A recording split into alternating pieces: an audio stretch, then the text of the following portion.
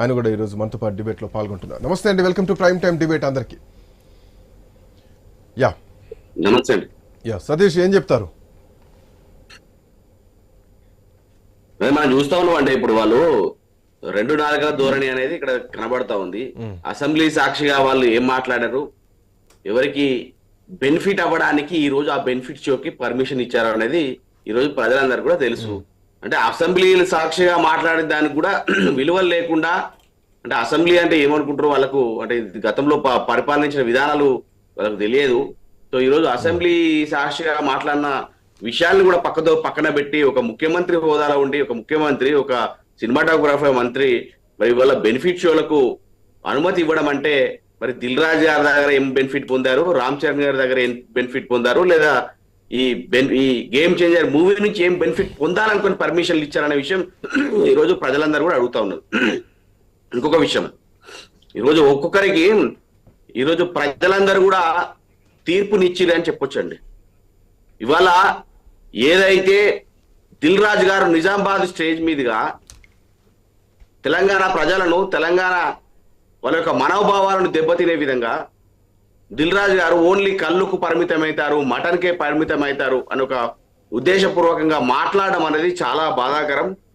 గత ప్రభుత్వంలో ఏ రోజు కూడా కేసీఆర్ గారి హయాంలో ఏ రోజు కూడా మన తెలంగాణ యాస మీద, భాష మీద, సంస్కృతి మీద, సాంప్రదాయాల మీద ఏ రోజు కూడా ఒక్క మాట అనకుండా అననీయకుండా చేసిన గొప్ప వ్యక్తి కేసీఆర్ గారు. ఈ రోజు కేసీఆర్ గారు ఇటు దిగిపోయారో లేదో, ఈరోజు ఆంధ్ర పాలకుల చేతుల్లో లేకపోతే ఆంధ్ర ఒత్తిడితోనో, ఆంధ్ర నాయకుల ఒత్తిడితోనో ఈరోజు తెలంగాణ ఆగమైపోతుంది. తెలంగాణ భాష మీద సతీష్ ఇందాక మీరు అన్నారు సతీష్ దిల్ రాజు చేసిన కామెంట్స్ పైన మీరు మాట్లాడారు. ఆయన ఆంధ్రప్రదేశ్కు వెళ్ళినప్పుడు ప్రీ రిలీజ్ ఈవెంట్లో చేసినటువంటి కామెంట్స్ తెలంగాణ ప్రజలను ఉద్దేశించి కళ్ళు అన్నారు, మటన్ అన్నారు, ఇట్లాంటి భాష వాడడం, తెలంగాణ యాసను కించపరుస్తూ మాట్లాడారని అంటున్నారు. బట్ నైజాం కలెక్షన్స్ ఎక్కువగా ఉంటాయి కదా. అదే అండి, ఇప్పుడు మీకు తెలంగాణలో వైబ్స్ ఉండవు అని చెప్పే మాటలు మాట్లాడడం ఎంతవరకు పద్ధతి? ఈ రోజు దిల్ రాజు గారు గత తీసిన సినిమాలన్నీ కూడా తెలంగాణ రాష్ట్రం నుంచి వచ్చిన పైసలే. ఈ రోజు దిల్ రాజు గారు బతుకుతున్నారు అంటే తెలంగాణ డబ్బులే. ఈ రోజు దిల్ రాజు గారు హైదరాబాద్ లో ఉన్నారు, ఇంత పెద్ద పెద్ద సినిమాలు పెట్టుబడులు పెడుతున్నారంటే అది కేవలం తెలంగాణ రాష్ట్ర ప్రజల భిక్ష అని చెప్పేసి తెలియజేస్తున్నాం.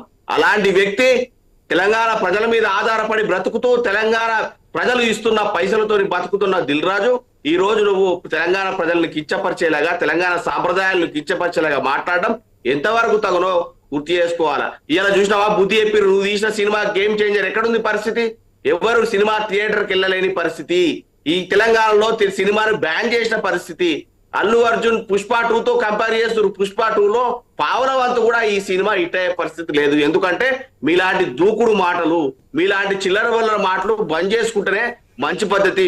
లేకపోతే కేటీఆర్ గారి మీద అంటే మీ రాజకీయ లబ్ధి కోసము మీకు ఏదో కాంగ్రెస్ పార్టీ ఏదో చైర్మన్ ఇచ్చిందనే ఉద్దేశంతోనో, లేకపోతే మీకు బెనిఫిట్ షోలకు పర్మిషన్లు ఇస్తున్నారనే ఒక ఉద్దేశంతోనో ఒక రాజకీయ కుట్రలో భాగంగా మా కేటీఆర్ గారి మీద కానీ, లేకపోతే తెలంగాణ ప్రజల మీద, తెలంగాణ సాంప్రదాయాల మీద చేస్తున్న దాడి కానీ ఖచ్చితంగా మేము తిరగబడతాం.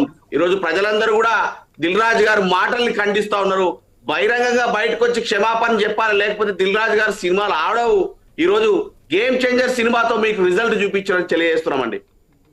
సో గేమ్ చేంజర్ సినిమాతోటి రిజల్ట్ ఏం చూపిద్దాం అనుకుంటున్నారు? తెలంగాణలో సినిమాను ఆడనీయం ఆయన చేసిన వ్యాఖ్యలకంటూ బీఆర్ఎస్ పార్టీ తరఫున చేస్తున్న కామెంటా, మీరు వ్యక్తిగతంగా చేస్తున్న కామెంటా? ఇది 100% బీఆర్ఎస్ పార్టీ. నిన్న కూడా ఏదైతే మన కొండూరు మాజీ ఎమ్మెల్యే గారు కానీ మరి మిగతా వాళ్ళు కూడా ఇది బీఆర్ఎస్ పార్టీ అంటే, మేము బీఆర్ఎస్ పార్టీ అంటే ప్రజల పక్షాన, ప్రజల గొంతుగా నిలబడే పార్టీ మా బీఆర్ఎస్ పార్టీ. ఈ రోజు యావత్ తెలంగాణ మా తెలంగాణ పండుగను, లేకపోతే మా తెలంగాణ సాంప్రదాయాలను కించపరిచే విధంగా నువ్వు ఈ రోజు ఒక బలుపుతో కూడిన మాటలు మాట్లాడినవంటే ఈ రోజు మా తెలంగాణ ప్రజలు బాధపడతా ఉన్నారు. తెలంగాణ ప్రజల మనోభావం దెబ్బతింటుంది అంటే మా తెలంగాణ ప్రజల పక్షాన కొట్లాడడానికి ఖచ్చితంగా మేము నిలబడి ఉంటాం. గతంలో నిలబడి మీరు ఒక్కసారి ఆలోచించుకోవాలి శ్రీకాంత్ గారు.